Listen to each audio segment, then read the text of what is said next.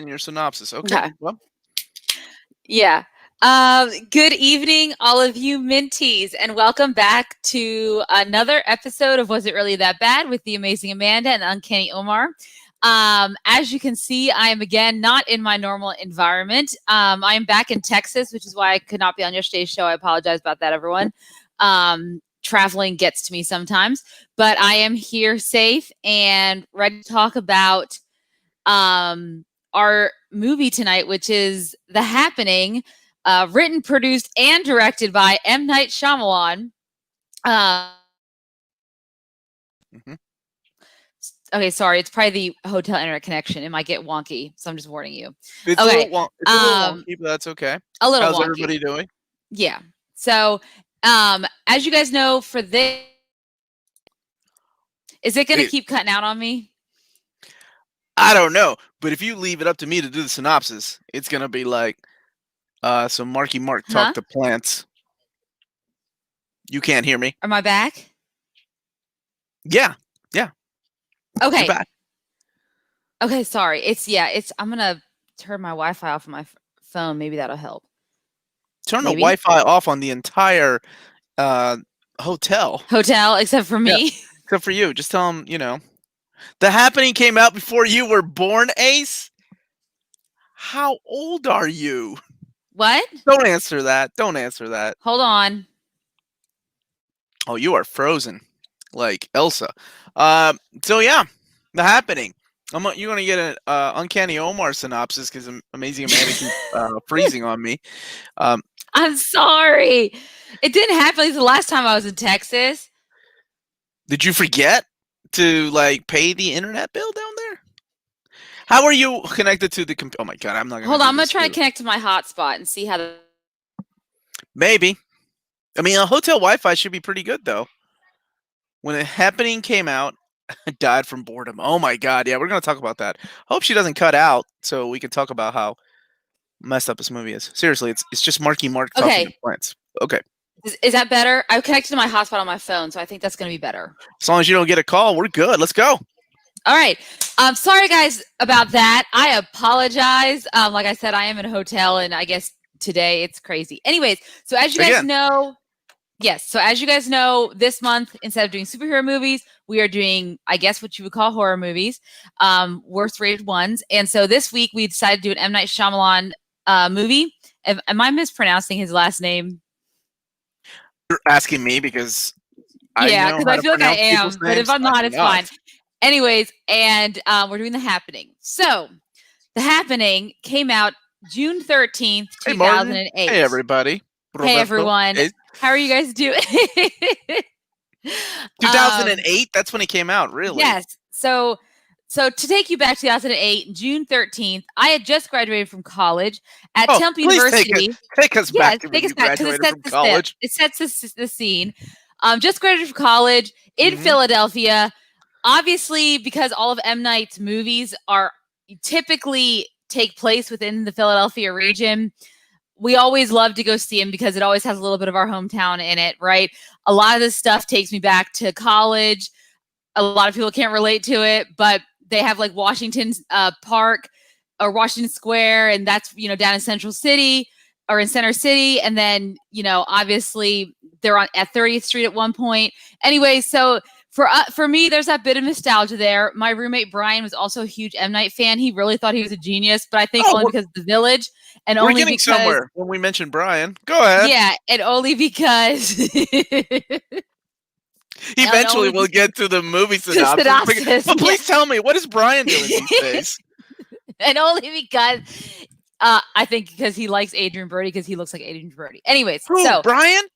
Yeah, my roommate Brian. It doesn't matter. I don't care about Brian. Let's get to the movie synopsis. Sorry. Okay, so the movie synopsis. Movie opens with two women sitting in Central Park in New York City. One of those women, as I realized as I was watching the movie last night with my father-in-law and my husband, a little drunk on wine, was the lead actress in Cabin in the Woods. That's where this was coming, Omar, in case you're wondering why I put that girl in there. She was the girl in the beginning of the movie who noticed everyone going silent, including her friend who's reading this book and kept asking her question about the book. And so what she's doing is the reading, and she sees her friend, and she starts repeating herself over and over again. I asked about Brian. He doesn't care about Brian. I don't give a shit about and Brian. She's like, what's going on? And her friend takes one of her bobby pins out of her hair and then stabs herself slowly with the bobby pin in her neck. That's the life of right. That's what it should be. I want to hear more about Brian. We'll talk about Brian in a minute because it's a whole story with him. You know, I had a crush on him. Oh my God. I had a crush on him, and then he turned out to be gay. It was a whole thing. And he was my roommate to boot, so it's fine. So, anyways, meanwhile, this is happening. She's noticing this in Central Park. Across town somewhere, there are a couple of, construction workers just having a good time, blah, blah. Did you have this GIF? I think you have this GIF. I got this. I got you. Yeah, you got it. So you go on and do I'm going to say what's it. So and then all of a sudden this one guy falls to his death, and they start to radio for someone to come in, like bring someone in. And all of a sudden, more bodies start to fall. More bodies started to fall. That would have been better. They just look like that. And I think I remember like being more scared. I don't know if I felt like I was more scared in 2008 because I laughed a lot watching this last night, guys. And so then it cuts to Philadelphia. So this is all taking place in New York City. We cut to Philadelphia to Mark Wahlberg playing Elliot Moore in his worst impression of what a biology teacher should act like. A cool biology teacher. I've had a cool biology teacher, and it's not Mark Wahlberg. You've had a cool biology teacher. Mr. Bodley is the one who gave me Smitty as a nickname. And he was a cool dude. Everyone loved Mr. Bodley. He was also a coach for track and field, so that also helped. Oh, yeah, video game. But anyways, he's giving this kid a hard time about his good looks and stuff, and he starts talking about the unpredictability of nature. Obviously, it's going to be a foreshadowing to the events that are coming afoot with The Happening. Then the vice principal shows up. She gets him to come with her, and all the teachers, they're congregating. She's like, okay, this is happening. Something's happening in New York City. These people are killing themselves. And I just put two and two together. The Happening, they say it a lot in the movie. Got it. Really? Yeah, okay. Yeah, I didn't see that. All right, go ahead. And she's like, we're going to dismiss all the students. I know. And I only had one wine tonight because of the free happy hour downstairs in this hotel room or this hotel. I've only had one wine. So anyways. Okay. Uh-huh. So she's like, we're going to send all the students home. So I was staying at home. Elliot's friend, Julian, played by John Leguizamo, who in normal circumstances is an excellent actor. And because I couldn't find any gifs of him for this movie, this is the only gift that we're going to be showing of John Leguizamo. And that is him as the midget from Moulin Rouge, because he was fantastic in that, because he's a great actor. I was trying to download a gif of him from Romeo and Juliet. Found this.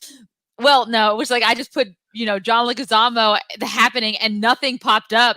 What about Brian?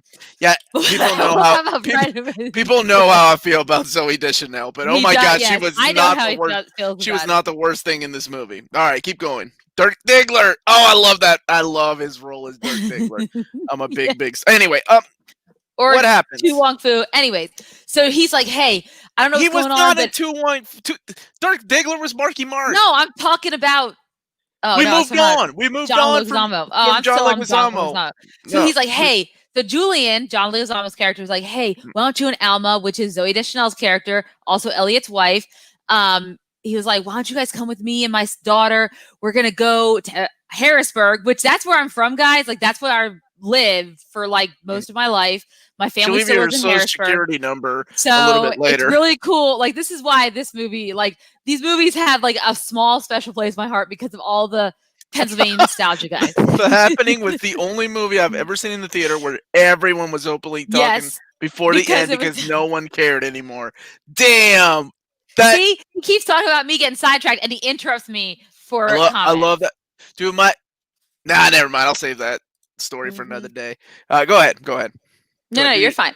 No, so okay. He's like, come with us to my mom's house in Harrisburg. And then he's like, oh, I don't know. I mean, me and Alma. He's like, what, you guys having a problem? He starts talking about their wedding day, walking in on her crying. So obviously we have this underplot, this subplot of Elliot and Alma's relationship is on the rocks, right? So then we cut to Alma, who's at their house, and she's screening her calls from some dude named Joey. So obviously we think, she's cheating on him. this good guy, Elliot, he's a cool science teacher. He's played cool. by Marky Mark. Cool. Why is he cheating on him? He's not cool at all. All right, go ahead. And completely let's ignore the fact that this whole time he's asking them to go with him to his mother's house, but he's letting his wife go to Princeton, which is the opposite direction. I don't know if anyone knows their geography of the Northeast, but Princeton's over here, closer to New York City. Harrisburg is farther away. Philadelphia's right here, kind of like in the middle area in the triangle, and he's letting his wife go get some toy for their daughter, even though something's happening that seems kind of scary, might be a terrorist attack, according to all the expositional news stories that happen throughout the movie, because the only way we're going to know the plot is if a newscaster comes on and talks about this plot, because otherwise we don't know what's going on in this movie. It's people running away from something mysterious. And that's the lazy way of telling plot, is to do it through newscasting exposition. Or my favorite trope that he uses in every one of his damn movies is, hey, look what somebody sent me on my mobile phone. It's a video of the plot moving forward in another state. Yeah, or look, God. someone's on the phone with someone's daughter who happens to also be in the same location as my wife. I get it. No, all those quinkydinks. Yes, all the quinkydinks to make it to, make the stupid down the plot. I can't think of the word right now. Anyways, so Elliot tells her that we have to go. Something's going on. And she's like, what? Anyways, it's just Zooey Deschanel and her big blue eyes being all mopey the whole time. So they pack up. They head to 30th Street Station, which it actually is 30th Street Station. If you've ever been there, great place. If you've ever taken a train, the Amtrak from 30th Street to Harrisburg or anywhere beyond, I highly recommend it. It's a fun ride. It's cool. Get to ride a train. I've done it before to go home. Are you reviewing Harrisburg right now? Or the movie? What are we doing? No, 30th Street Station. All right. So they meet up with them. As you can see, there were a ton of gifts, guys. Roberto is in the same boat. Hey, Roberto, I love Zooey Deschanel too. No. As Omar has made fun of me about liking the new girl. She is a horrible actress, and she's not the worst thing that happened in this movie. No. So then Julian brings something, makes a kind of like a God, comment. You guys like New Girl? Okay, I'm not gonna. I'll stop. Thank you. I love New Girl too, guys, and the Mindy Project. And Omar makes fun of me because it's only cool if you like everything Omar likes, not if you don't like anything. Oh my God! So that's my wife. Like, why would you say that? I have never said that. He makes fun of me all the time about it. I make fun of you all the time, regardless of what you watch. This is true. Right. Martin, yes, I am a TripAdvisor, so I would highly recommend taking the Amtrak from Philly to Harrisburg for the experience. Okay, and now also take the Chinatown bus. Ace. Her sister in Bones is a better actress. Okay. Did you roll your eyes at Ace? There better be wine in there. All right, go ahead. No, I don't have any. Okay, so there's a little bit of Julie makes a comment about their marriage, and almost like, oh, why would you talk about this stuff? I'm embarrassed I get about personal things being brought up. And I just have to sit alone right now. So she goes off and sits alone. She's still screening Joey's calls on the plane or on the train.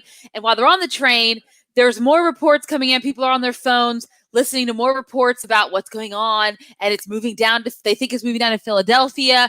And then the train stops in some random town in the middle of rural Pennsylvania, and I've been in rural Pennsylvania. I have friends who live in Lancaster. You don't really want to stop there ever, but you have to sometimes. And basically, everyone gets off the train. Of course, our protagonist, Elliot, has to go talk to the conductors because no one else thought to talk to the conductors. I'm surprised they were able to just be off by themselves and no one's barraging them with questions, except for Marky Mark. And I'm just going to call him that from now on. And he's like, what's going on, guys? And we lost contact, so we're stopping. Sir Marky Mark. Yes, we've suspended all service. We're stopping here. Leaving all these people stranded in some random town. And all these people stranded on this train. And this is unrealistic too, guys, because that's a big freaking train. And it was already packed because they mentioned how they weren't going to be able to find seats. And yet everyone's able to jam in this little cafe, listen to the news about how it's spread to Philadelphia and it's hitting more rural areas. So people start freaking. In the train is when they say, hey, look at my phone, or what you're about to see is disturbing footage, right? And then we get to see this gold, right? Oh, you found that one. Yes, the guy at the zoo. Was it the Philadelphia Zoo or was it the I don't Bronx care. Zoo or the Central Park Zoo? Anyways, I don't care. All right, go ahead. Who's 40 now? Zoe Deschanel, I think. And she's got 2 kids. Wow, y'all keeping up with and divorced. Okay, y'all keep up with Zoe more than Aw. I have. But go ahead. Yeah, I'm gonna keep going. All right. You So are. You when are. they realize they might be in trouble, so everyone scatters out of this cafe, and somehow even the people who are from this train manage to find rides out of there, which I'm still not quite sure how. I didn't even know they didn't have cars to begin with, but yet everyone seems to desert this place real quick, except for Marky Mark and Zoe Deschanel, Julian and his daughter, and this farmer guy offers them a ride with his wife. And he's like, yeah, I just got to stop and get some supplies. But you guys can ride with us. So they go with this crazy farmer guy with his eyes. He's an actor. Norman, I think. Usually that's who they cast in movies, but not this one. Well, he's a familiar. No, they did not. Frank Coulson is his name. His name's Frank Coulson. And no, he's familiar to me. He's been in other things before. For example, he's in Silicon Valley, Brother Where Art Thou? He was in Dr. Quinn, Medicine Woman. I must have missed that episode. He was in American Horror Story. So he's one of those actors who's like a character actor, right? So him and his wife, they take them back to their little like farm area. He's kind of a crazy guy. He has a greenhouse, and they're hanging out in the greenhouse. And he's talking about the plants, and of course, I thought maybe they were going to use Elliot as the guy who'd be the smart one who knows what's happening right off the bat, right? Because he's a biology teacher. But he kind of is really, he's really intense. But he's not quick on the uptake on what's happening. But I think this guy has more idea about what's going on than he does. And I thought it was supposed to be him who's supposed to know everything. Because usually that's what the main character is, the one who's able to figure everything out, right? But I don't think that's the case in the story. So Alma thinks this guy's crazy. And then Julian decides he needs to go off and leave his daughter with them so that he can go check on his wife in Princeton, which is back the way where the virus or whatever is happening is coming through. Yeah, go ahead. Okay, this movie was a shit show. Like, everything you're saying right now has been horrible. But at this moment is when I said, get the fuck out of here. No father would ever leave their child. And my wife and I talked about this. Like, I'm like, I love you, but I'm gonna be with my kid. Like, that's what you do, right? Well, it's same with the mom, right? She would not leave. Fathers don't leave their kids either. I mean, no. So why did you go to Princeton? Besides, what was the Quiet Place? That was always my big issue with that. You don't leave your child, like. So that bothered me about this more than a lot of things. I'm like, no, nobody would leave their child to go and find their wife. Because not even when he had that poignant moment with Zoe Deschanel where he grabbed her hand and he said, "Don't take my daughter's hand if you don't mean it." And I was like, is that like a callback? Are you trying to also call her out for not meaning anything in her marriage? Like, what? I feel like there was so much in this movie that was another movie that I don't care to ever watch. It could have been The Last Airbender, or it could have been the overall, this extended universe that M. Night was building with Mr. Glass. And was this part of Glass? Because it doesn't seem like it was. Okay. Oh man, Ace. Ace. Okay. Let me. Yeah, let's. A good person does not leave their child. How about that? Okay. Okay. Good person, a responsible adult does not leave a child like that. All right. So Julian piles in a car with someone else, and he heads to Princeton. Okay. He basically does this he leaves his kid in Transformers too. Marky Mark.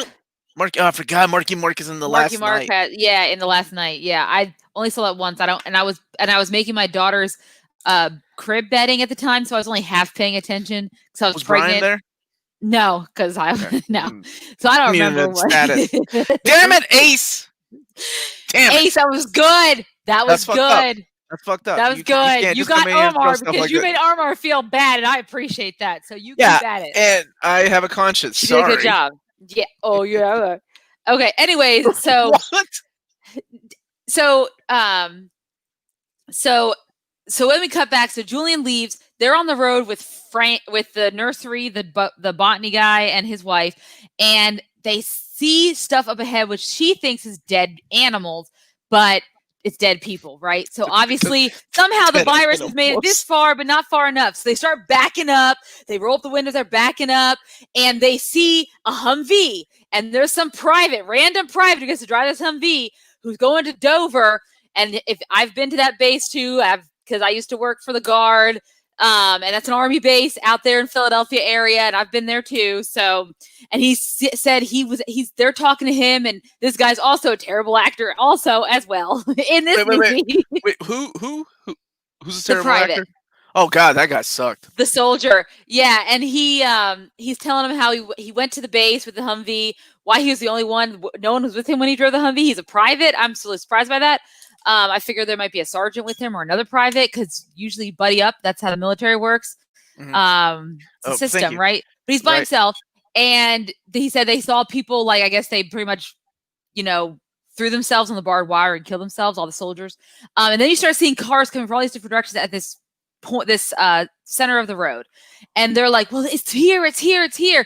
And so I guess Marky Mark deduces, well, that was in Princeton. Yeah, that was in Princeton. But I like that you're keeping your shit together. Okay, whatever. So then they deduce that it's on the roadways. They gotta get off the roadways. So let's leave our cars and hike in the middle of this field. And then, but before that, this woman gets a call from her daughter. She's like, what's going on? And everyone's crowding around her because this is really awkward because when someone's having a private conversation with their kid, you obviously want a lot of people around you at the time. And you obviously want to put her on speaker. Yeah, and you put her on speakerphone because that makes sense too. And she's in Princeton, so of course they're worried about Julian and Julian's wife. And then she's like, just stay in the room, don't leave, don't do anything. And then she's like, what are you saying? What are you talking about? And then obviously she hears her daughter run out the window and kill herself. Because we don't get to see that. So then we cut to Julian, who is driving through Princeton with this random family who's driving him to Princeton. And as they enter, they see those dead people hanging themselves. And Omar said, nope, we're not there yet, but that's fine. They hang themselves. And they realize it's there. I care about the synopsis as much as M. Night Shyamalan cared about directing the movie. You're doing an amazing job. Does no one want to hear my synopsis? Because we don't have to everyone is hearing about it. Okay. I was just making but Omar just loves joke. Yes. So M. Night joke. So Julian's there trying to calm down this family's daughter, asking her mathematical, statistical questions about pennies, how many pennies you double it every month, blah, blah, blah. And then they close the windows, okay, roll all the air vents, they show the air vents off and everything like that. And then he realizes, because they're in a freaking Jeep, that the leather ceiling in the Jeep has a little cut, and he's looking up, he's like, oh, and he keeps asking her all these questions. Then we have a cutaway shot of just the Jeep, and it runs straight into a tree. The dad who's driving the Jeep gets thrown out of the car, and then John Leguizamo's character walks out, sits, oh, you found that one, not a gift, and he cuts his wrist. And that's it for John Leguizamo, arguably the best actor in the whole movie. There we go. And was horrible the entire time. And it was horrible. So then we get to this group of people who have all met up with the private, including Elliot and Alma and the daughter of Julian, and I already forgot her name, it doesn't matter. And they realize that that's the only reason I'm here too, Mushroom Classic. We all are. So they realize that I guess Marky Mark realizes that by deducing hypothesis, whatever, he starts going through all of his stuff that he said earlier to the kids about what their homework assignment should be. But now they're all probably dead, so none of them are doing their homework assignment. Unless they were immune, because I think some people might have been immune to this thing. So he starts to realize this airborne thing, which, of course, the nursery guy hypothesizes are the trees and the plants weaponizing themselves. That's what this whole thing is about. And they're taking back because we're terrible to the environment. There you go. Why they started in the Northeast, I will never know. When there's more mountains and stuff out west, I would have started there, or hell, in, like, I don't know, Alaska. But they guess they went the more heavily populated areas first, and now they're going out to the less populated areas. Okay, that's fine. And so they realize they need to split up, because if they're in bigger groups, it might come at them more because the trees are talking to each other, and the trees and the leaves and the plants and the grass are all communicating with each other. So you have to split up. So this is a good question from Leo and from me as well. He does. Was he Joey on the phone? That was the only Joey. Man, I called it. Yes. I hate that I knew that, because I'm like, he always puts himself in his movies. And I wonder if he was the voice on the phone. Yeah, like just like he was the guy when Bryce Dallas Howard was asking for supplies at the border of that town in the village, and you never really see What? his face. I'm just kidding, Okay, dude. you did He's that. the he's the Stan Lee of M Night Yeah, Shyamalan movie. of his own movies. Wait, Uh, is he in the all Last of this, Airbender? he's got That's the the only question biggest, because I don't remember seeing him. the biggest twist is when he wakes up in a mental institution and was like, "Oh, none of this was real. It was all in my head." I never That will made be the any of these final. movies. That would be the best. Okay, What does anyways, that say about us? All right, where were we? I don't know. So they split up in these small groups. The botany guy goes off on a small group with the army dude, and then Elliot and Alma take these two random kids. One of the kids, they're two boys, Josh and Jared, and Josh is played by Spencer Breslin as an adult or as a teenage boy. You know that little He annoying became an kid. adult.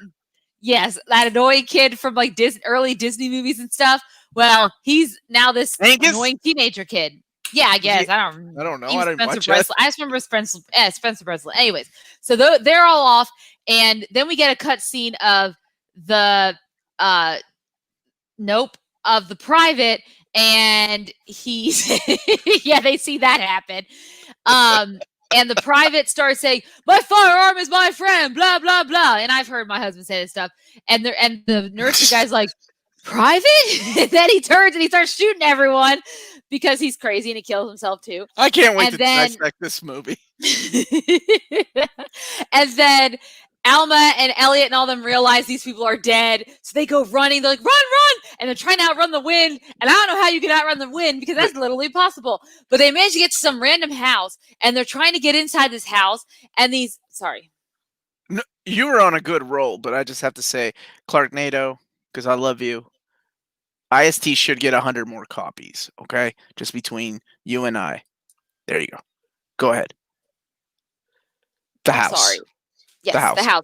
And these people aren't letting him in. And then, of course, Josh and Jared are like, just get in there. Let's like break down the door. And then they both get shot freaking by these crazy people. Can I add yeah, there's something Spencer Breslin.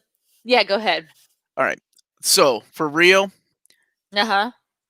my brother and I, this is one of those movies that we were like, it can't be this bad when we were watching it. And I was like, how did this get made? One of the things we did, oh my God, I will. I need to find one. We'll get demonetized. Woo. One of the things we did was watch the behind the scenes. And I have I have to interrupt you because we're talking about this scene right here. Because M. Night Shyamalan was just patting himself on the back when he was talking about this. He was like, one of the things you do that a lot of people don't expect you to do is I want to break walls. I want to make sure that I leave an impact in the world, and I want to make it a shocking moment. And one of the things you don't do is you kill children in movies, right? So I was like, yeah, but these two guys were fucking annoying. So no one cared when they died. That's the difference, well, and right? They weren't even in it that long to 10 minutes. 10 minutes. You don't develop any kind of image. Are you taking a selfie? I'm in the middle of a thing. Yeah, I don't take selfies. I look for kids. No, it's fine. It better be Brian on the other end. It was Brian, actually. Keep going. What the fuck? I don't even know what to say. No, I agree with what you're saying because they're barely in the movie. We're introduced to them very late on, very quickly. He's like, "What's your names, kids?" And they're like, "Oh, Josh and Jared." Okay, Josh and Jared. And we know nothing about their characters, so why would we care if they died or not? It would have made more sense if they killed the little girl. No shit. I would have felt something. I laughed when the first kid got shot. That is awful. Because he was annoying, and then I didn't feel any emotion. And then when the other kid got shot, I was like, whatever. Yeah, I was. All right. So I forgot about him getting shot. Anyways, go ahead. Oh, I was looking forward to that because that is the one scene I do remember from this movie. That and but we'll get to that here in a second. That's the only thing I remembered. Okay, so what happened from there? So they leave this house, they go running, and they're trying to find somewhere else to be, and they end up at some crazy lady's house. And so there's a lot of them, running and stopping, and I think we have a picture of Zoe Deschanel running if Omar wants to find that and pull it up. Maybe. And they end up at this random house and they don't see anyone. Yeah. That Oh, one. maybe that's what she's crying. I know. It's one of those when she's basically I think they just put Zooey Deschanel there because she has those beautiful blue eyes and the bangs that I've always wanted but never can pull off because I just don't have a big enough forehead for it. And I know that's something that y'all don't understand as a woman, but it's just my forehead's so small that when I have those bangs, it just makes my whole face look fatter. That's a little interlude there. Anyone wanted to know? I found a lot, by the way. That has nothing to do with the movie or Brian. So let's stay focused. Okay. Anyways. All right. So they go to this random house. I was promised running too, and I was looking. I'm looking. I don't. She asked me to find things, but they're not in there. Like, oh, you did find something. I did find something. Okay, that's a okay. Me and Omar like to we listen to that song in the car together. It's fun. Love that song. Anyway, go ahead. Okay, let's keep going. So they end up at this little like farmhouse, cute little quaint farmhouse, and Alma and the daughter are playing on this little tire swing outside, and he's walking around inside, and there's like an old lady there, and she's like, "Are you, what are you guys doing? Are you looters?" And apparently she doesn't keep up the news or anything. She lives here alone, doesn't have any access to the outside world, but she's nice enough to let him stay for dinner. She's kind of weird in like a M. Night Shyamalan creepy weird where like she slaps the girl's hand when she's trying to eat. Or she reaches for some food without asking first. And she talks about how it used to be a house where runaway slaves could hide out. And there's like a little shed in the back and they have like a little megaphone thing. I don't know what it's called. Little like telephone thing that you can hear like you're in the same room from the other house. Anyways, obviously that's foreshadowing. And then in the middle of the night, he's up and walking around and we get this amazing scene that I want Omar to show because I laughed so hard last night at this because this is the only thing out of everything in The Happening almost 20 years later that I remember is this right here. Are you going to show it? Amanda, it's more only, than 22 12, years. 12, come on now. Math ain't that hard. Oh, God, it is. Yeah. We need it. Yeah, you need to quit drinking all that Texas water. All right, here we go. She goes, and he goes, what? No. Oh, the delivery of his no made me question if Marky Mark was a good actor or not. Like, I had forgotten because he is a pretty in a lot of stuff. Like in the other guys, he's a great comedic actor. Not like he's not a bad actor. Like he's Invincible. Damn solid. He's damn solid in what's it called? The Departed, right? The Departed. I was thinking of him in The Departed. I was thinking about The Invincible, the movie where he played Vince, the guy who's like 40 and became a quarterback for the Phillies after a rare try in the 70s. Okay I thought he was good in that movie. But his delivery of like what? No. Like everyone's delivery of everything in this movie makes me question that. He read the damn script and then shot the freaking scene, and then and let's keep going and finish this. Yeah. Okay. So stand back, Amanda's doing counting. Sorry. 20 years ago. 20 years ago. I'm not good at math. You should try to see me, guys, when I'm trying to calculate IV levels for my Pokemon. I'm like, okay, it's 15, 50. Okay, so then you have to add 2, then you set it by 100, and then you get the answer. I don't know what percentage it is. It's really difficult. Is he really making an old like a movie called Old? Because I think like M. Night has this weird idea of what old people are really like. Everyone in his movies like that has an old person. I think he's scared of old people. I think something happened in his childhood, but I don't know. Like, think about The Visitor, like The Visit, right? I think he just that's what I was thinking about. People. Yeah, I think he's scared of old people. Even Mr. Glass is old and he's weird. Anyways, so on to let's finish out this whole thing. So yeah, because I'm gonna have fun talking about it. Yes. So then, the old lady's outside and they're all outside and he starts to see the wind moving and stuff. He's like, you have to get inside. And he runs inside. He doesn't know where Alma is or the daughter. And then he sees the woman start to do weird things. She's walks up to the windows in what should be a creepy scene, but really not. And she bangs her head into the window to let the air in. And I guess the plants are making her do it. I'm really not sure how, like, I know plants can talk to each other and stuff, but I was really not quite sure how sentient plants really could be. So I'm still quite confused on the science behind all of this, but it's fine. So he locks himself, he goes to the basement and he realizes that little thing, and he notices that Alma and Julian's daughter are in that other cabin, the slave cabin. So he's talking to them, get inside, get inside. So they get inside. Then him and Alma have a really sweet moment where she's like, you know, she's already revealed that her and Joey, it meant nothing. They just went out for ice cream and he's taking it too far. And then he makes a joke, but he was making a joke about some ice cream or waitress or I don't know, some stupid joke. And then she's like, that's not funny. And they come to grips. They love each other. She's like, I don't want to be my last moments to not be with you. So they decide to brave the happening. They go out and she takes Julian's daughter's hand because I guess she's like, you're coming with me. We're all gonna die together. And that doesn't make sense. All right, there are only 15 likes on this video. So come on, guys, we can do better. Thank you so much, Martin. Thank you, Martin. I appreciate that. We forget to ask. Yeah, and then as they walk out, they stand there in the wind, and the wind stops, and they're okay. And that marks, I guess, the end point of the happening. It's over.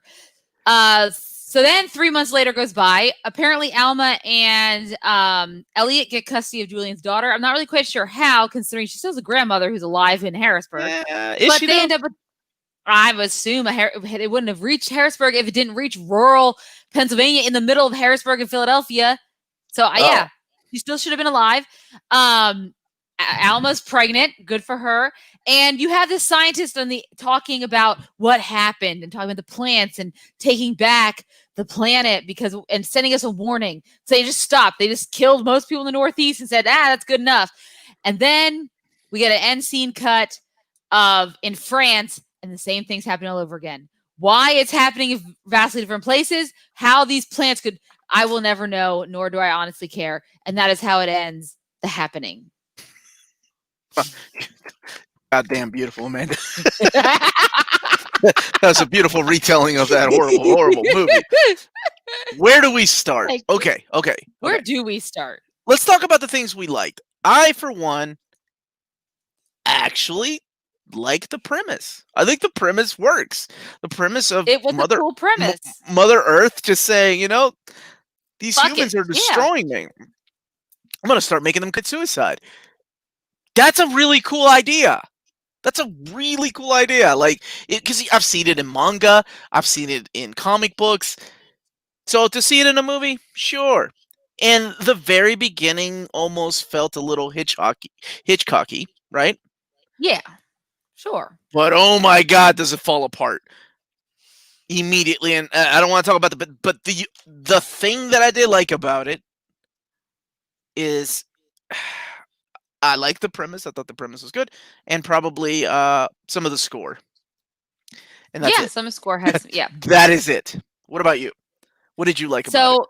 I remember seeing the trailers for it, and I feel like whoever developed the trailers, which I know is not M. Night, did a really good job of making it seem like this would have been a really cool movie. The premise is really interesting because it is this force that is unseen, right? That how do you stop it, right? Mother Nature. It was a really cool premise, so I did enjoy that as well.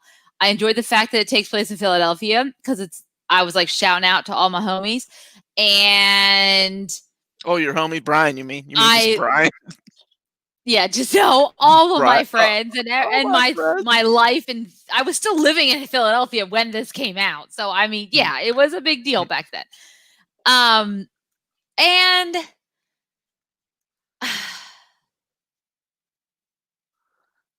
Amanda? I'm trying to think about what else I liked. I liked Zooey Deschanel as a person and as an actress in other movies. You like her as a person.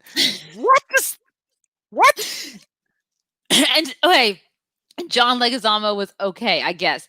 But other than that, and I like John Leguizamo. There was not a lot I liked about this movie at all. I like love the line. What? No, I love that line because it is something I can. Yes, it's something I can use forever and ever. So thank you for giving me that, M. Night, because there's nothing I could reuse from like Last Airbender. That's just a horrible, terrible movie. But at least will always have what? No, out of this. So thank you for giving me that. So I guess that's what I like about the film.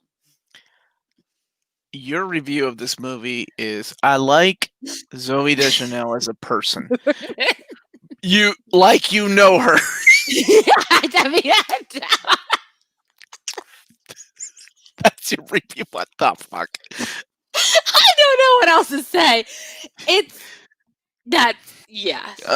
Okay. Those are the things you like. Those are the things I like. Let's talk about how it falls apart. For me, it fell apart immediately with the first scene, which should be creepy, right? Like this scene with the music and that undertone that girl plays, just sitting there. That was okay. But this scene, it's actually pretty creepy, right? Yeah, it was. Yeah. What ruined it was the direction that M. Night took with the actors that he had and their reaction to these people falling. Yes. They're all just quiet. They're all just staring. There's no shock. Yeah. Right? They're like, that's Jesse. Somebody, we better clean. Don't touch him. And then somebody else falls. It's the same shock factor. Like there's people screaming, but all the characters are acting the same. And I think that says everything I have against this movie comes from the direction. Like all the things that he decided to do, like there was no guidance for the actors. Let's not even talk about the horrible script because it was horrible. You mean there was no direction at all? Horrible. But the direction, even though he directed the movie, it was just like, yeah, you guys do what you want to. Sure, you're Marky Mark, you're Dirk Diggler, you know what you're doing. Yeah, it was basically like everyone. I feel like the direction everyone's given was like, talk like you're mocked shocked, because that's how a lot of people like talk with that, like just like he says that what no everyone has that same kind of tone to their voice throughout the movie. Zooey Deschanel does, John Leguizamo does. They all kind of have that weird. Are those Funkos behind you, Amanda? Yes. Did you just buy a bunch of Funkos? No, those are my husband's. Sorry, I'm gonna. Oh, okay. Those are my husband's. They are all Pokemon Funko Pops. So like Growlithe, Mr. Mime, Pikachu, Mewtwo, Squirtle, Bulbasaur, Vulpix, Charmander, Eevee, and Pichu. So that's what those are, in case you're wondering. I wasn't. Yep. While he was down here, he bought all those and collected them for himself. Mm-hmm. Oh, good. So, yeah. But I honestly don't know, like, you know, if he said just wing it or try to act scared. Like, I genuinely think he tried. Do you think he genuinely tried? I think he did, but not well. I think he genuinely went in there and said, "Okay, this is how we're gonna do it. You know, we're do this." But it was just really bad directing, like really, really bad directing, because his idea of suspense is so different. Because he tries to be something. He tries to capture the magic of The Sixth Sense, right? In The Sixth Sense, and The Sixth Sense was fine. My biggest issue was everybody talked the same. Everybody's whispering for no reason, and I hated that about that movie. It got on my nerves. In this, everybody was just shocked in the exact same way. And the decisions they were making were just so stupid. And the acting, I mean, like we said, like, okay, Zooey Deschanel was not the problem with this movie, and I don't like her.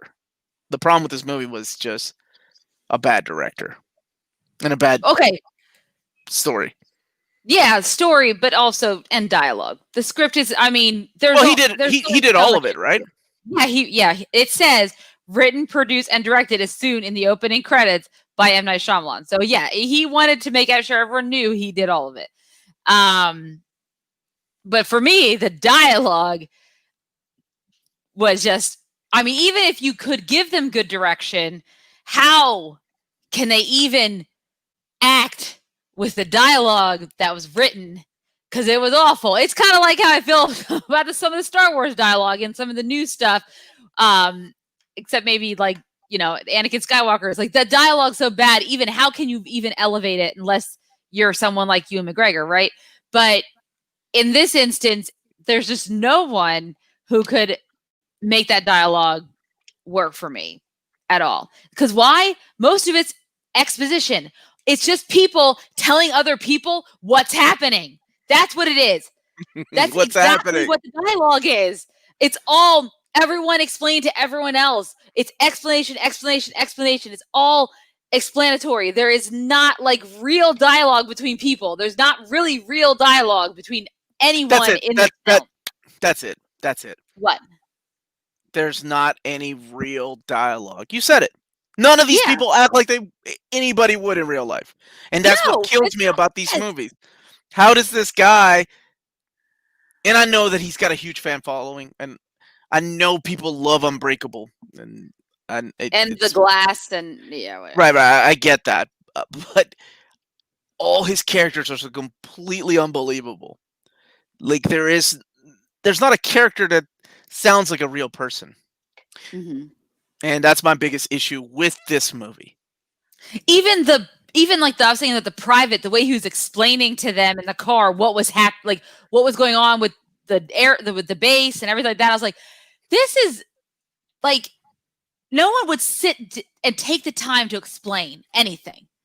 Like the way everything happens, it just was too much. Because you're spoon feeding the audience, and that's always been my problem with horror movies. That when they do that, let me explain why this is going on, instead of giving the audience the benefit of the doubt that they're smart enough to figure out why these things are happening. Exactly. And if it's gonna be like Marky Mark's character, I don't know why I keep calling him that because you kept calling him that. Sir Marky Mark. Like if it's gonna be him because he's a biology teacher, he's not a very smart biology teacher because the way it happens, it doesn't sound like he's really no science at all. Because I expected more from that character if he's supposed to be our character we're following. I wanted to watch him figure it out, but he doesn't really ever figure it out. People are just telling him what it is. He doesn't really ever figure it out. People just kind of tell him, right? Right. So it just a lot of that falls so flat for me. This is not the worst movie I've ever seen. It's not the worst M. Night movie I've ever seen, but it is certainly one of the worst movies I've seen. Yeah, especially horror movies. And there's a lot of bad horror movies. Like there are movies like U-Bowl, right? Like U-Bowl purposely makes bad movies, and he knows. But I really think the difference between U-Bowl and M. Night Shyamalan is that M. Night Shyamalan thinks he's a genius. U-Bowl actually knows who he is and what studios will hire him. And that's my problem with this movie, is that M. Night walked away going, God damn, that was good. What a movie. Yeah, I am really impressed by this. Call it a day. I think the same thing he thought about Airbender. He thought he did a great job adapting that beautiful children's series. I haven't even seen that, and I don't care. I really feel like we need to watch that because I need your opinion on it. See, but I would have to go into that movie not judging it compared to the TV show, right? Because it's unfair to do that. You have to go into that like you would a Marvel movie. You can't go into a Marvel movie and say, okay, this is going to be. I know, but you have to. But even if a Marvel movie doesn't follow plot for plot, you still want the essence of the characters and stuff like that, right? You're still looking for that in your film, right? So you can still look for that in The Last Airbender, and you definitely won't see it in that. The Happening in Trolls 2 was amazing. Troll 2. Not Trolls 2 World Tour. Trolls 2 is World Tour, and that is a different movie. As we found when we would do, like, it's Troll 2. We had to make that in our gift search. Look, Clark Nato immediately went, Trolls World Tour. Troll 2. My daughter loves Trolls World Tour, so. The Room. See, I think The Room, I don't know, I still prefer Troll 2, because Troll 2, they went in thinking they were making a good movie, but because of everything that happened behind the scenes, it turned into a clusterfuck. I don't know about the good movie, because the people who produced it, like I said in our episode, they were known for just wanting money over the quality of the film. So they didn't care. Well, as long as they money. I feel like the guys that ran Canon Pictures thought they were making good movies. 100%. The producers, the two guys that ran Canon Pictures, thought they were making good movies. Whether we thought they were or not, that's another story. But all right, Amanda, out of 10, What would you give Marky Mark Talks to Plants? A 2 out of 10. 2 out of 10. Anybody that has seen this movie, please, Yes, in the if you've seen The comments or in the Happening. chat, let us know what you would give this out of 10. For me, oh god, 1.5 out of 10. This was horrible. This was so bad, and it was painful rewatching it. For me, Leo gave it a 6 out of 10 for Lady in the Water. Wait, what? Leo's great. Like, he's already rating his own movies. That's cool. I like 1 out of 10 Lionheart. from 1 Superman. out of 10 Superman. Jack gives it a Jack, 420 have you out of seen 10. The Happening? Have you? Do you know what a 4? No. Aw, Phil gave it Zoe's Blue Eyes out of 10. Her eyes are beautiful. They did not save this movie. 0 naked elements out of 10.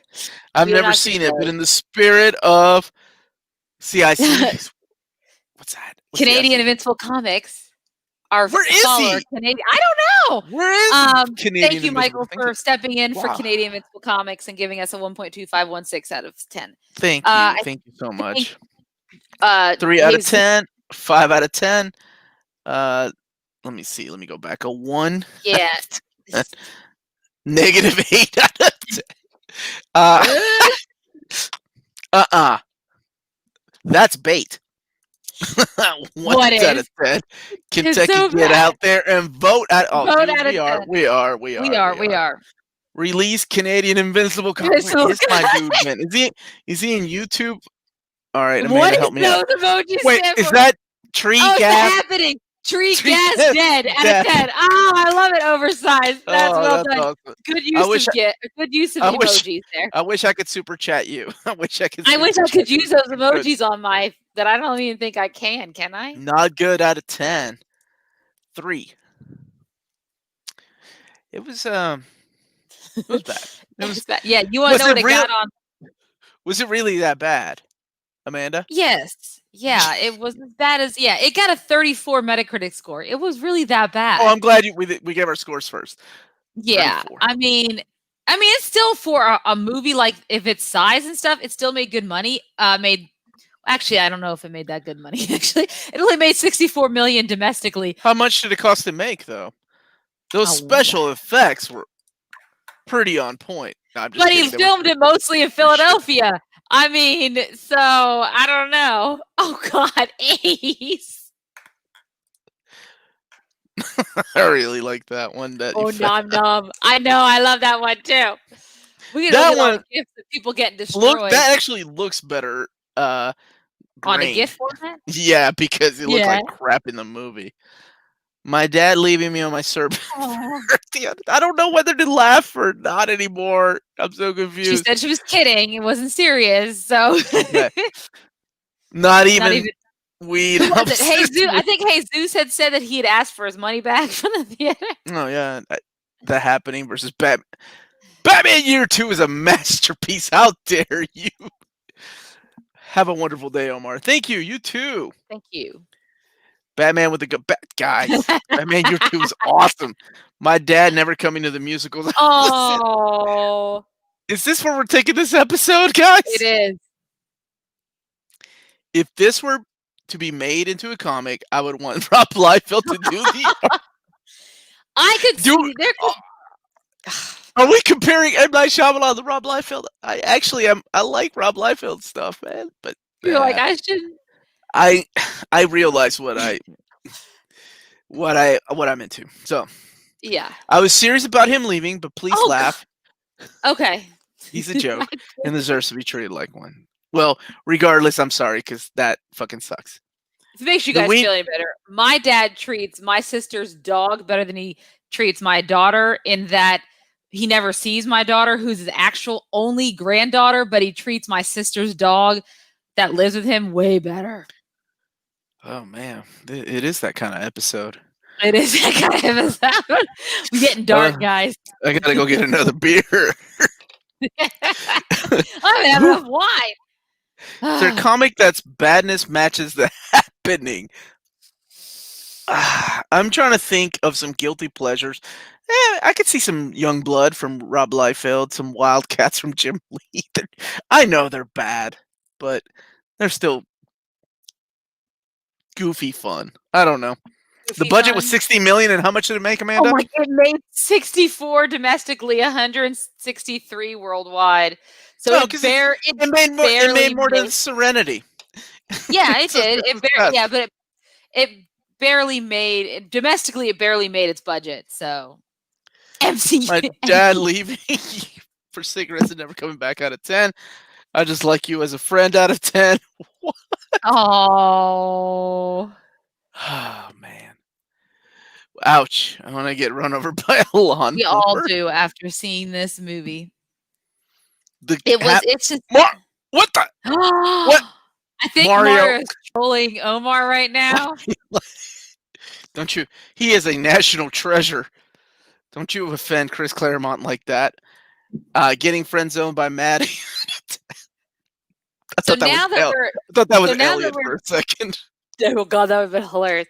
So now that we're done talking about The Happening, who wants to talk about the season finale of the season 2 of The Boys? Anyone? Okay, wait. Anyone? I haven't seen it yet.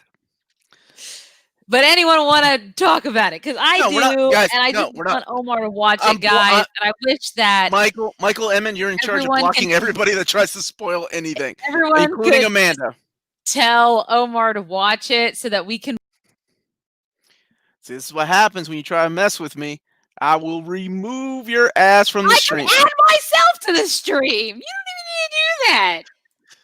Look at that. Nice. No, we're not going to talk about it, but it was a fantastic season I finale. haven't seen it yet. Please. And I do feel like The Boys season 2 was even better than the first season, if that's possible. So How dare somebody give this video a thumbs down? Somebody give us a thumbs down. They must be mad because Was we it didn't M like Night Shyamalan? or did we just because it was probably M Night Shyamalan or one of his. We're sorry. He got excited. Someone was reviewing his movie. Yeah, and they realized whatever. they thought we were going to switch and say, no, it was really good. It wasn't. One day I'd like to watch a movie. We have watched a few bad movies and said it wasn't that bad. So. Let's see. I like that Michael's doing his job. He's removing messages that are trying to spoil it. Thanks, Amanda. Oh, really? Roberto said, "Boys season. Why was it horrible to you?" Wait. Okay. Oh, man. First, okay. you Roberto, can't ask I need you to hold those thoughts because we're going to make Omar watch it and we're going to review it late because Omar took forever to watch it. And then we're going to talk about it. It does. Okay. I think it'll get more of a budget because of how popular it's become. So I have that issue about needing more of a budget with Lovecraft Country. Like, I really like the story in Lovecraft Country, and the budget is shit. Like, there's some bad CG in that in that show, and it's such a good story. But I get Buffy vibes sometimes from some of those scenes, and you all know what I mean by not even CW, but where did it start? Did it start in CW? WB. WB then CW, yeah. Yeah. So WB Buffy vibes when I watch Lovecraft Country sometimes. It's that bad. Yeah, it's bad. Yeah, but you know who's sexy though? Besides that Starlight, is the girl in Lovecraft Country. Oh my gosh. Oh, she's beautiful. Oh. Hey Omar, would you recommend Doomsday Clock Complete Collection if you don't want to wait for the inevitable absolute, which we know it's going to come? It's Gary Frank on art, and you've got Jeff Johns. We'll probably get a deluxe edition before that too. Did I have a wired beard? I don't remember having a wired beard. I don't think I've ever ratted anybody out. Fukuhara, is she the lady that plays yes. The what are they calling her? What are they calling her in season 2? Kimiko. Her name's Kimiko, and that's her real name. That the French man, which I can't think of his name right now, is always calling her. Yeah, and I love seeing her because she plays the lead in Kipo, The Age of the Wonder Beast on Netflix, my daughter's favorite show. So I'm like, oh look, she's like just all over the place. So that's great. I love it. Okay. Yeah. You say that, but the same team did Earth 1, which has an oversized format. But remember, Earth 1 is not in oh shit, wait, neither Frenchie. That's is it. Doomsday Clock?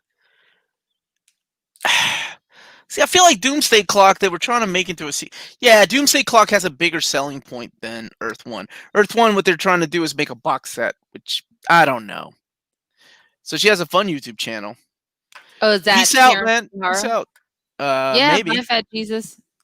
Well, she's adorable as the voice of Kipo. I mean, she's very like she's a total 180 of the characters that I've seen her play, like Katana or Kimiko, like complete 180. She's this like teenage, upbeat, happy girl who just wants to bring people together with the ultimate human and mute friendship alliance, and just Are don't you see talking it about happen. Kipo or the Boys Part 2? Because you're ruining things if it's the Kipo, Boys Season 2. Kipo, which season 3 just dropped, so we have to watch that with my daughter because we just watched the first 2 episodes. She's very stoked about it.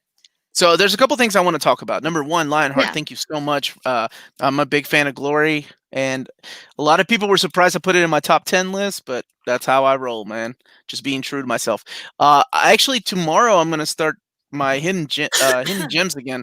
Had a lot of people ask me when that was coming back, so I figured that's a good time to do it, and I'm going to make it like maybe a little Halloween themey. So this is what I wanted to talk about. Yeah. Kang the Conqueror is from Lovecraft Country. Lovecraft Country. Yes. So the actor that what they casted is African American, right? Yes. Kang the Conqueror is a really interesting character because there's so many things that you could do with that character. Bring in the Fantastic Four, bring alternate realities, kick off the Young Avengers team, because he's had many roles, right? Like we've gone from Immortus to what was it, the Pharaoh, to Kang, Nathaniel Richards, Iron Lad, all these things that he's been part of the MCU, but he's always been portrayed as white, and I don't have a problem when they replace actors with a different race, right? But I guess to an extent, if it's in the nature of the character, like Black Panther, I would not replace with a Latino. Probably that would be a bad move.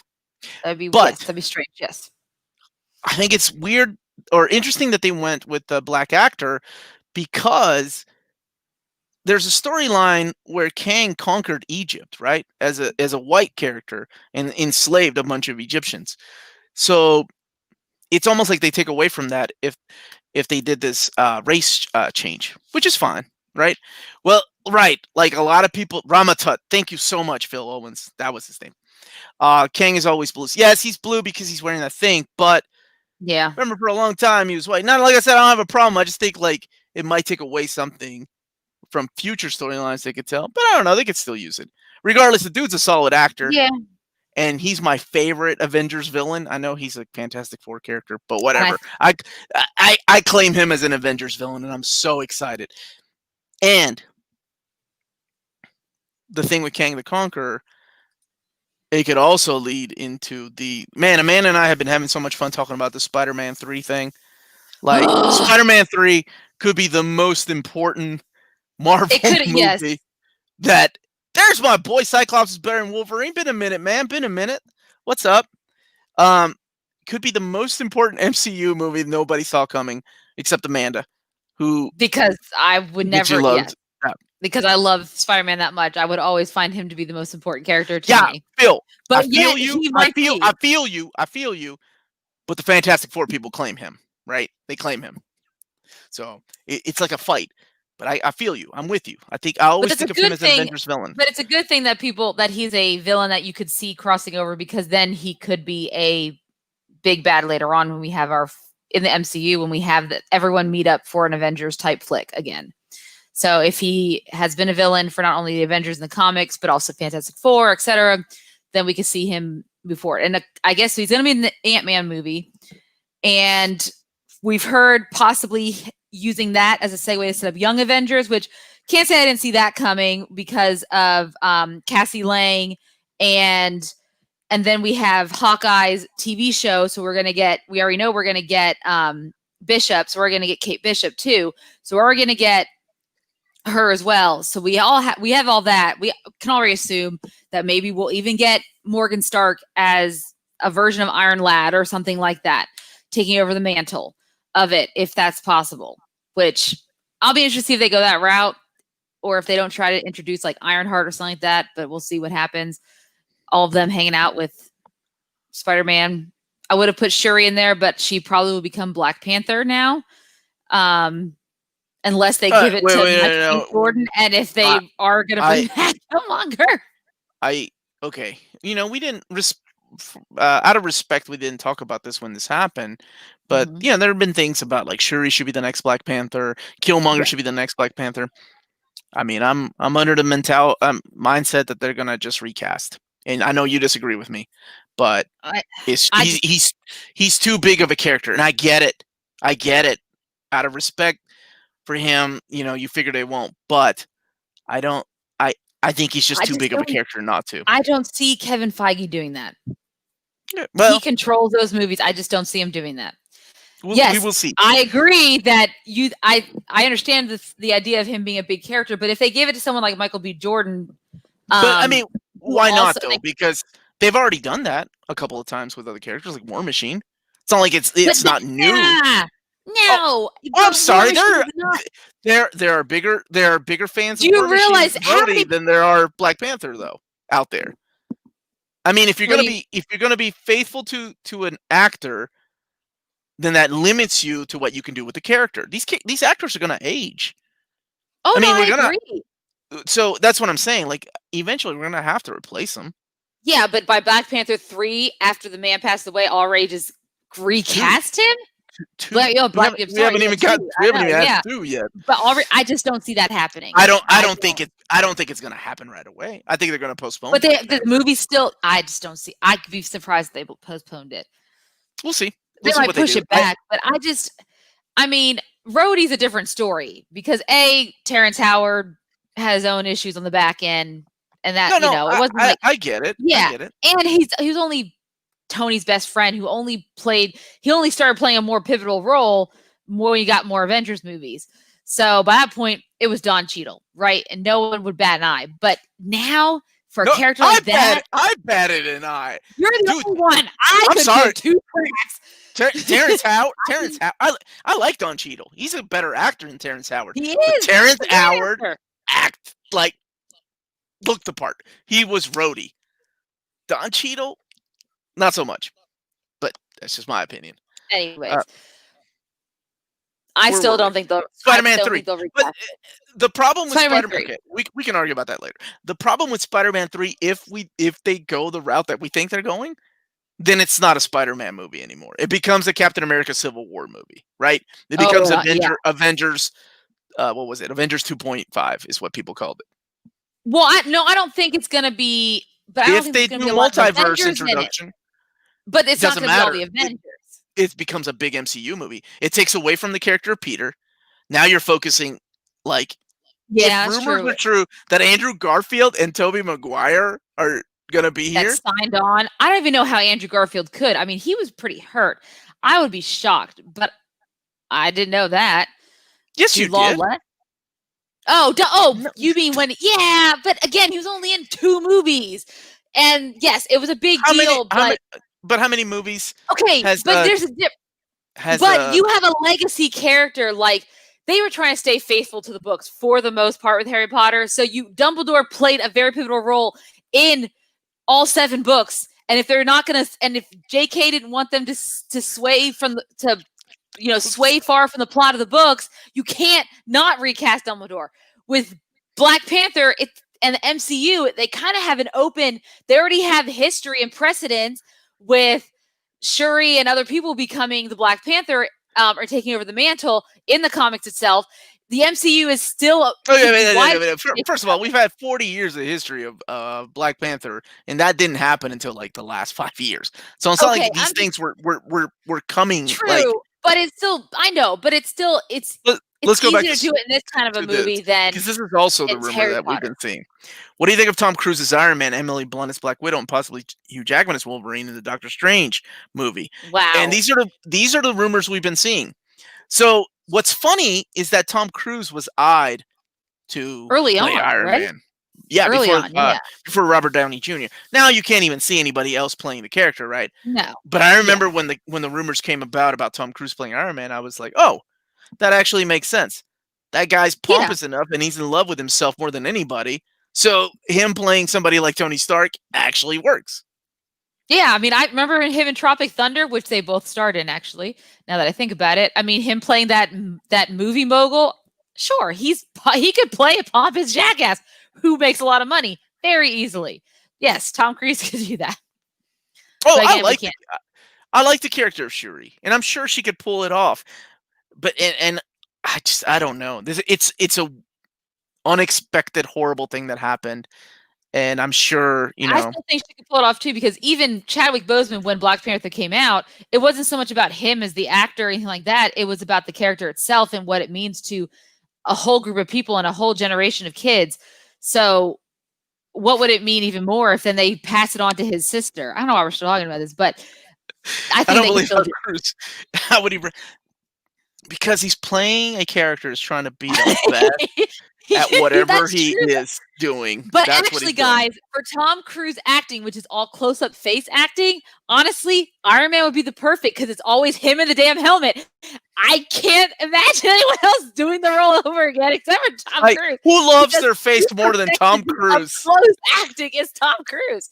He is a producer in all those Mission Impossible movies. And if you notice how many close-up, like, facial shots of his face he makes himself get, like, it's crazy. I think it's written into his contract.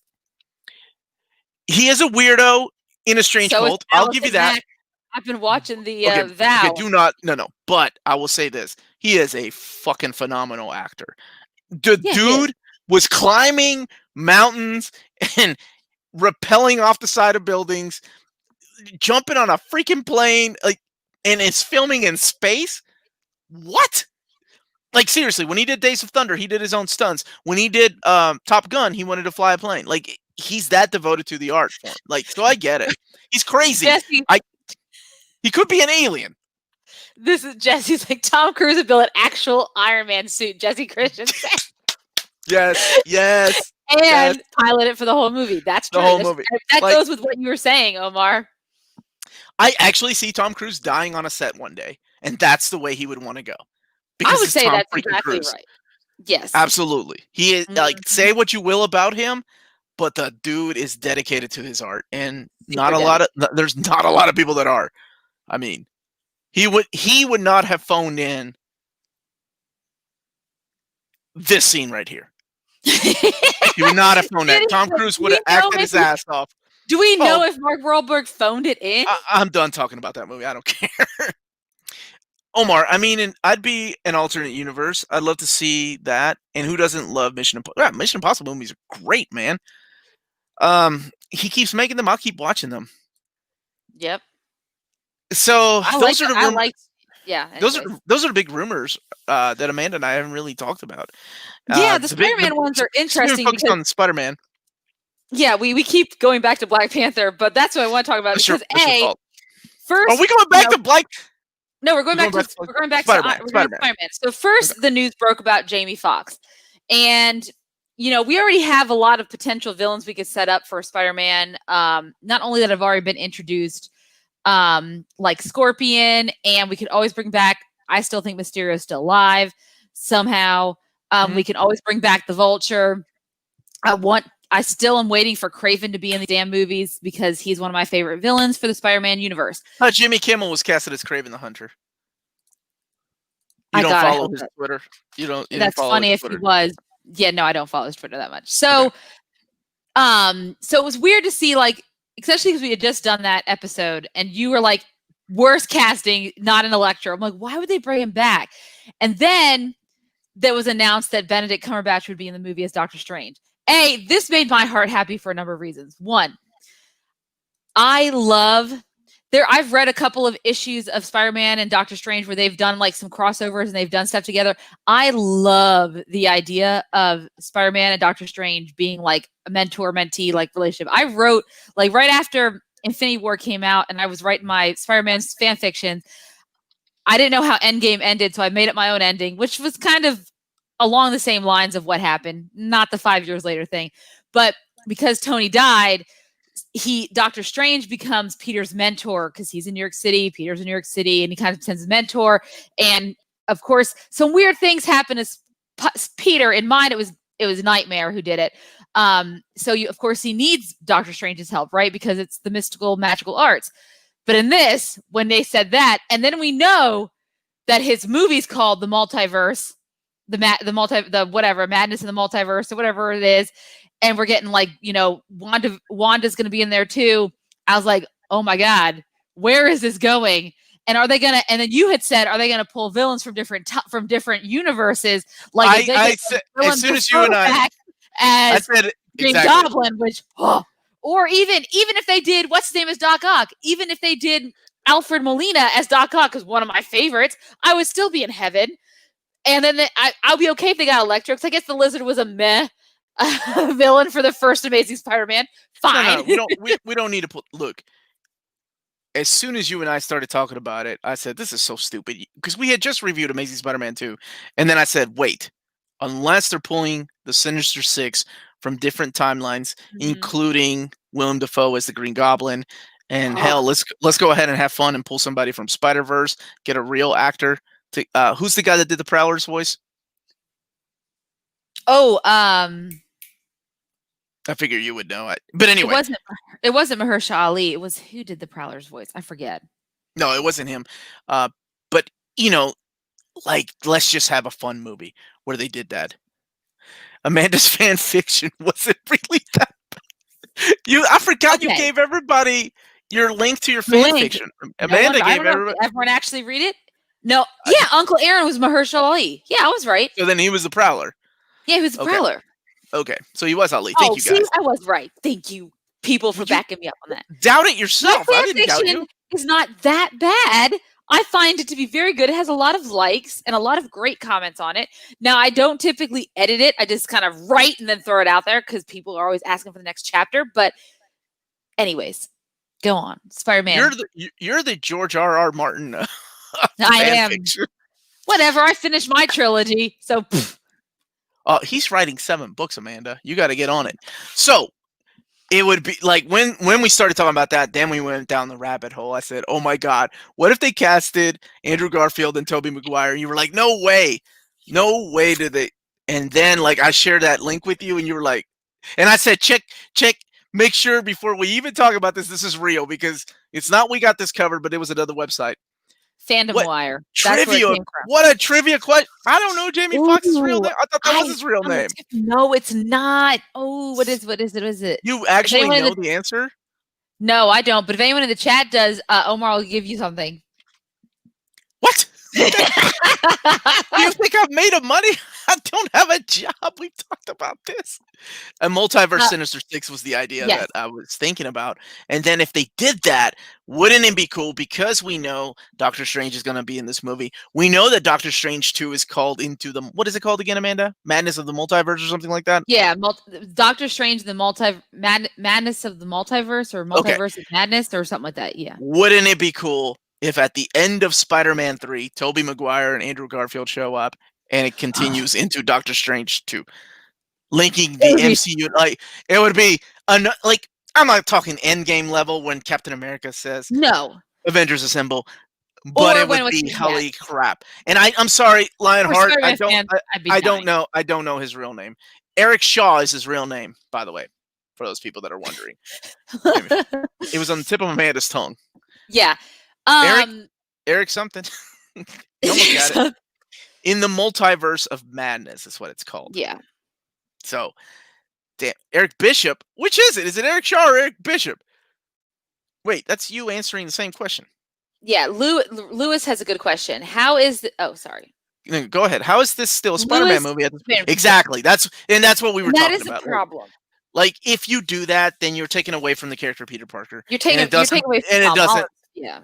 And it doesn't become a Spider-Man movie. I mean, look at but if they do it in a way they did the Spider-Man to the Spider-Verse movie, it was still a Miles Morales story with other Spider-Man. Yeah, but if you look at the Spider-Man movies, both Homecoming and Far From Home, yeah, my issue with those movies is, as much as I like Tom Holland, is that it lacks this relationship between a boy and his aunt. And I know that's creepy. It sounds creepy, and I'm trying not to be.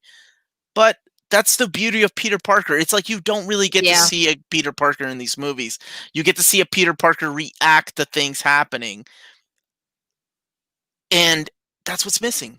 It's missing that one thing that would make these movies great, because it's an MCU movie and it's less of a Spider-Man and more of an Iron Man Jr., right? Which was the joke for the longest time. Yeah. But then again, And- he's still a young kid with these powers in this universe where superheroes are real.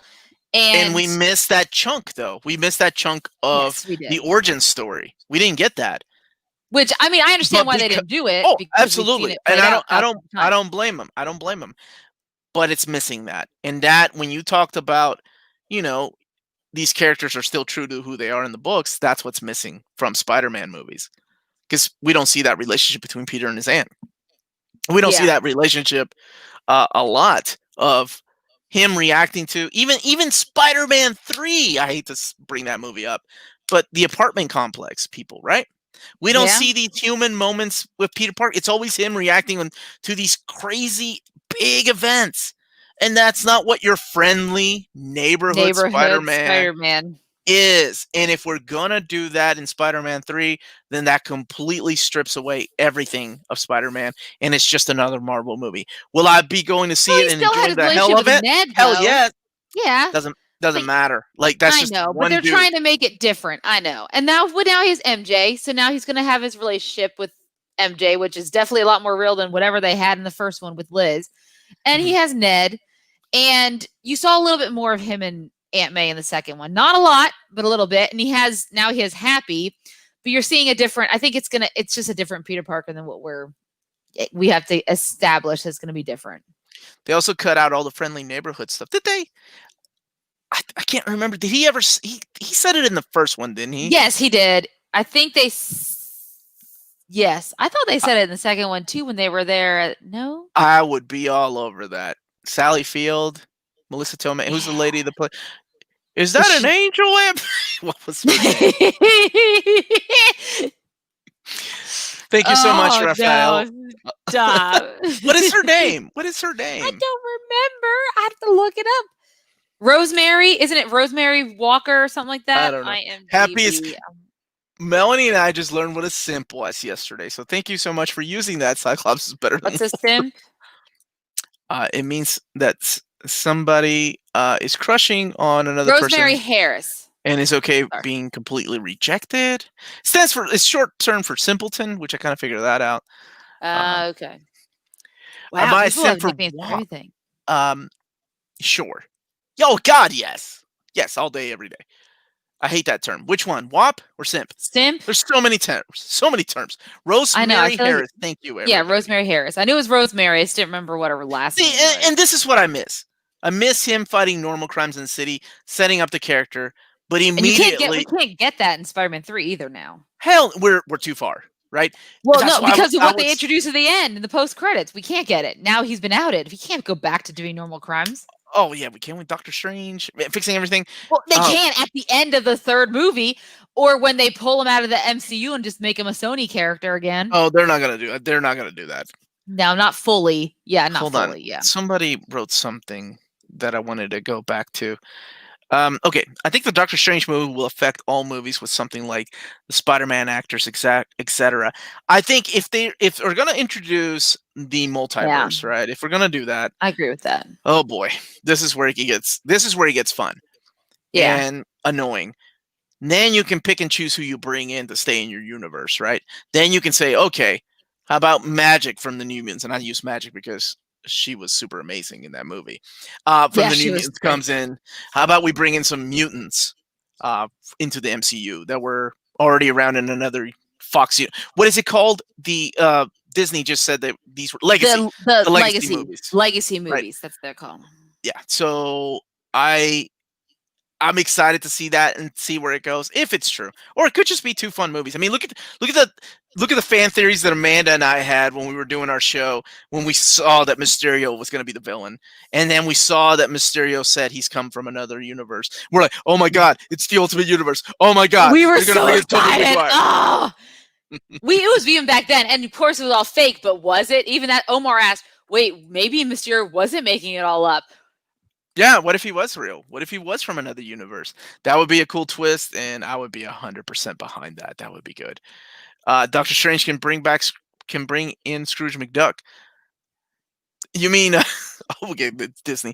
Howard the Duck. Howard the Duck. Marvel should use an X-Men Evolution as a template for the X-Men in the MCU.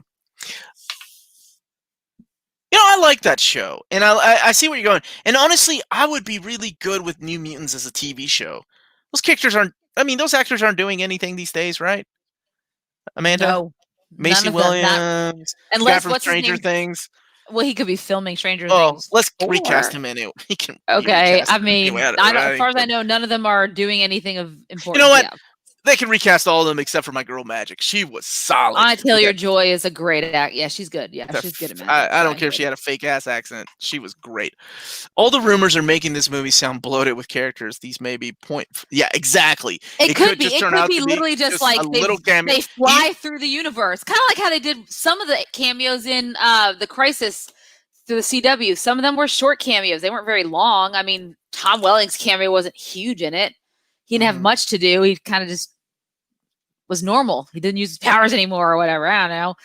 So they could do it that way. Yeah, we get excited over these little things that could. You're 100% right. That could just turn out to be a little 2-second cameo. Like, hey, I'm Tobey Maguire. You may Like when we knew that maybe Donald Glover was going to be in Spider-Man and he is Aaron Morales, and all we get is, well, he might be the Prowler one day, but he got a 5-second, like, he basically just got his ice cream was getting hot because Spider-Man couldn't get it out of his way. One of my favorite ones was the rumor that Chris Evans was filming in the set of Thor: The Dark World. They were like, "Oh my god, they're gonna have a team up. It's gonna be amazing. They're gonna take on Malachi." And it was literally a second clip of Loki turning into Captain America. Into Captain America. That was it. That's all it was.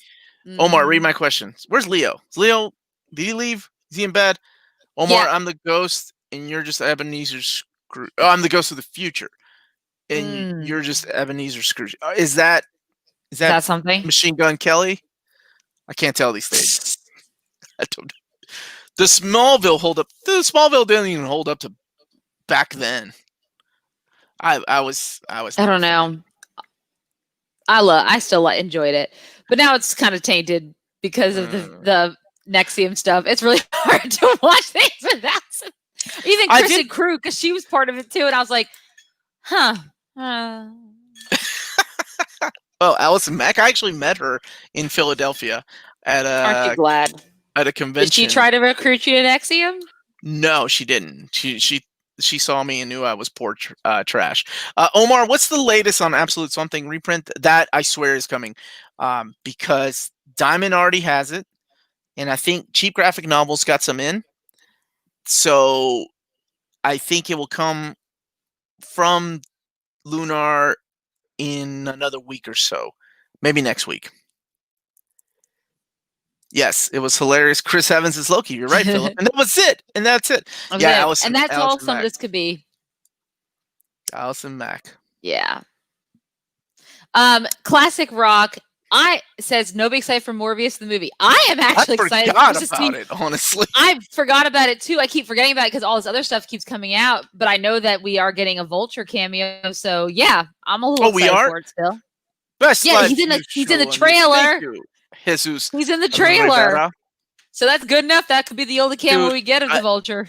Thank you for the super chat. And I totally forgot about that. So we're going to start wrapping up. Now, see, this is my dream right here. If in the Multiverse Madness, or what the hell is it called again? Multiverse Madness? In the Multiverse of Madness. Wait, yeah, if they bring in the Dolph Lundgren Punisher as the Punisher, I'm in. Yes, I love that movie. I don't care. That's a guilty pleasure of mine. I love that stupid movie.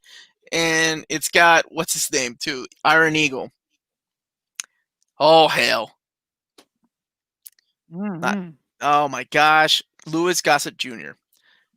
Enemy mine, Louis Gossett Jr. But anyway, thank you everybody so much for watching. This has been a lot of fun. It has been. Week, what is the movie we're doing next week, Amanda? We will just, I don't know. We're going to have to pick a couple of we really want to do The Happening, guys. So it was just going to happen tonight. We were going to do it. So I'm sorry. We didn't do a poll this week because we really just want to do this movie. But what we'll do for next week is we'll take some of the suggestions you guys have thrown our way and some of the things that we have looked at as far as the worst rated horror movies. And we'll put them in a poll on YouTube on Sunday or Monday night and have you guys vote on it so that we can watch it for Wednesday. I can't make this woman watch it. She would kill me. No. That movie. Even I have the nastiest movie I've seen. Okay. But anyway, thank you all so much for joining us. Amanda, sign us off. Yes. Okay. So thank you guys so much for watching. Don't forget to hit that like and subscribe button. And remember to follow us on all of our social media channels at Near Mint Con. Remember to check us out on Redbubble if you want some great Near Mint Condition merchandise, or on Patreon if you want to support us for just $1 a month. And you can do great things. You remember. Yay, not $1 a day. Leo's getting angry. Okay, Leo, I don't know what it is. Hey, Amanda, are you going to do with Omar to review upcoming movie Mank and Wolf Walkers? Are you going to? I don't know. Are you reviewing? What is that? I don't know what that is, Leo, but I promise if it's comic book related or horror related, we may look at it, okay? We may look at it. Go ahead. Omniboobs for life. Yes. Go ahead, Amanda. Okay. You could do stuff like vote for our old or new reader pick that we have for our patrons. And of course, guys, remember, if it's classy and cool, it must be Near Mint. Have a good evening. Stay safe out there, and we will see you all next week. And bye, guys. Oh, go ahead. I was going to say, on Saturday, I'm taking the day off, but the Astonishing Melanie and Wonder Maddie and TikTok Tina are taking over. So if y'all have questions for them, they will be on Saturday at 11 o'clock Eastern Standard Time. So y'all be good. Bye, guys. Amanda will be on the beach. That's right. That's right. With Brian.